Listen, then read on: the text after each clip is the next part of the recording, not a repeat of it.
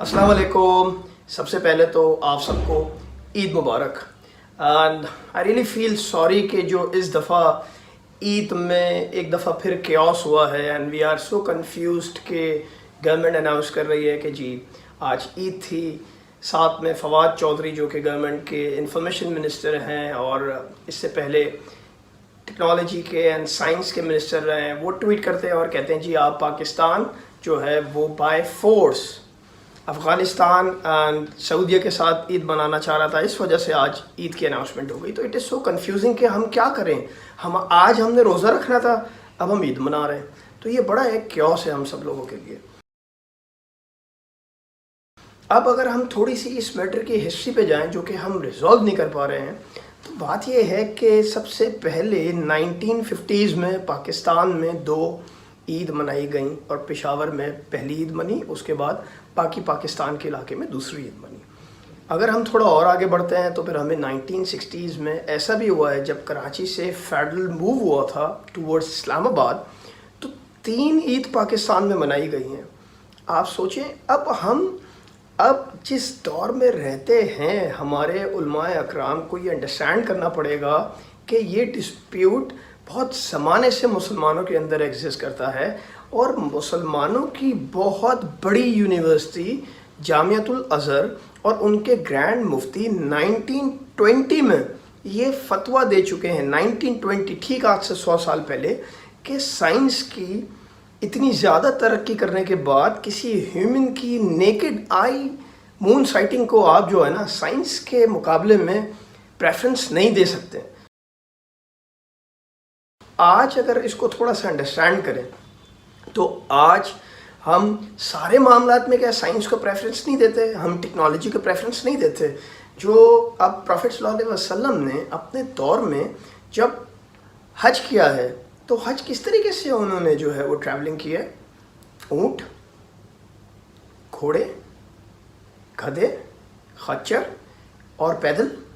तो आज जब मुसलमानों के काफ़िले हज पे जाते हैं जिसमें बड़े बड़े उलमाए अकराम भी होते हैं, तो वो क्या करते हैं, वो ट्रांसपोर्टेशन के लिए सबसे पहला मीन जहाज़ यूज़ करते हैं, उसके बाद या तो गाड़ियाँ यूज़ होती हैं या बसेस यूज़ होती हैं। तो आपने टेक्नोलॉजी का यूज़ किया ना, जो इंडस्ट्रियलाइजेशन की वजह से इंसानों की ज़िंदगी में जो चेंज आया है, उस चेंज को आपने अडॉप्ट किया। और फिर जिस फ़ोन कॉल पे शहादत रिसीव हो रही है वो भी तो टेक्नोलॉजी का इस्तेमाल है। और फिर जिस प्लेटफॉर्म से आके आप अनाउंसमेंट कर रहे हैं वाया टीवी, वो भी तो एक टेक्नोलॉजी का इस्तेमाल है। तो फिर आज जब मेट्रोलॉजिकल एडवांसमेंट इतनी हो चुकी है, साइंस ने इतनी ज़्यादा तरक्की कर ली है, आपके पास जो है वो मैथमेटिकल अब आपके इतने स्ट्रॉन्ग फार्मूलाज हैं, इतनी ज़बरदस्त कैलकुलेशंस हैं, predictive analysis and historic analysis की बेसिस पे आप बहुत आसानी से इस बात को समझ सकते हैं कि अब पाकिस्तान में चांद किस दिन नज़र आएगा। आप अगर बाहर के ममालिक में लें तो यूके के अंदर मैं गया, मैंने देखा जी लोग अपने आप को अपने रूटीन्स को प्लान करते हैं कि बारिश कब होने जा रही है। गूगल को यूज़ किया जा रहा है उसके लिए। 5 बजे आपको ट्रैवल करना है, आप देखते हैं जी ये तो 5 बजे रेन है तो 6 बजे कर लेते हैं क्योंकि 6 बजे रेन ख़त्म हो जाएगी। ये तो बहुत अब एक नॉर्मल फिनोमेनन है। एज ए नॉर्मल मुस्लिम पाकिस्तान के शहरी के तौर पे दीन हमें सिखाता है कि अल्लाह की अताअत करो, अल्लाह के रसूल की करो और उलुल अमर की करो, जो अथॉरिटीज़ हैं।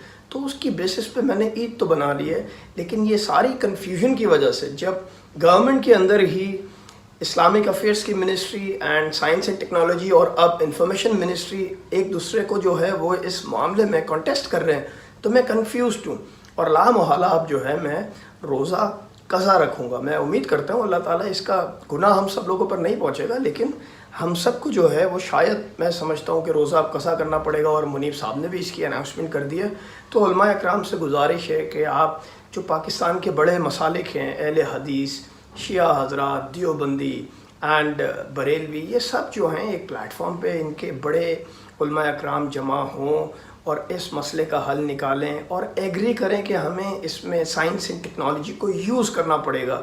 इस मॉडर्न एरा के अंदर आप नेकेड आई को वर्सेस जो पूरी साइंस की ब्रांचेस हैं डिफरेंट, एस्ट्रोनॉमी है, मेट्रोलॉजिकल एडवांसमेंट्स हैं, उसके साथ कंपेयर नहीं कर सकते हैं आप। क्या इंसान किसी गाड़ी से ज़्यादा तेज़ दौड़ सकता है?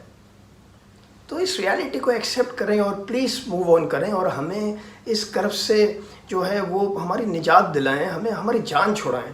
اور خان صاحب کی بھی میں سمجھتا ہوں کہ اس میں بہت بڑی رسپانسبلٹی ہے کہ آپ اس چیز کو اپنے گورنمنٹ کے اندر مینیج نہیں کر پا رہے کہ آپ کے 2 ڈپارٹمنٹ ڈفرینٹ ورٹیکلز جو ہیں وہ آپس میں اس پر جو ہے وہ کمپیٹ کرتے ہیں اور ہم سب لوگوں کے لیے ایک پریشانی کا باعث بنتے ہیں. Thank you.